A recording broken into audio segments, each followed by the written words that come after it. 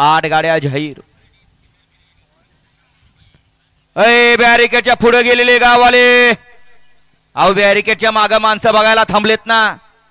सुटला गाडी क्रमांक 14 सुटला आणि 14 मध्ये एकच गाडी पळते। अतिशय सुंदर अशी गाडी पळते बघा। डावेला पळतोय विश्वजित देशमुख मिलिटरी हापशिंगकरांचा चित्र्या आणि उजवीला पळतोय ज्या बैलाचं नाव सांगायची सुद्धा गरज नाही, या बैलगाडी क्षेत्रावरती आता चालूला अधिराज्य गाजवतोय असा हा बकासूर।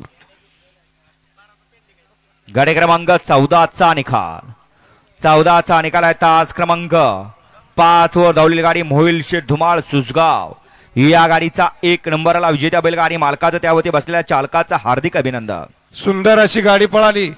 उजवीला पळाला मोहिल शेठ धुमाळ सुसगाव, अर्णव शेठ साळुंके, स्वामी साई सचिन शेठ घरात वरचे ओळे यांचा या ठिकाणी अक्रम हिंद केसरी बकासूर पळाला। आणि त्या जोडीला डावीला पळाला विश्वजित दादा देशमुख मिलिटरी हापशिंगेकरांचा चित्र्या। सुंदर गाडी सेमीला पात्र गेली। छोट्या ड्रायव्हर कोरळकरांनी विजेत्या बैलगाडी मालकाचं छोट्याचं हार्दिक अभिनंदन।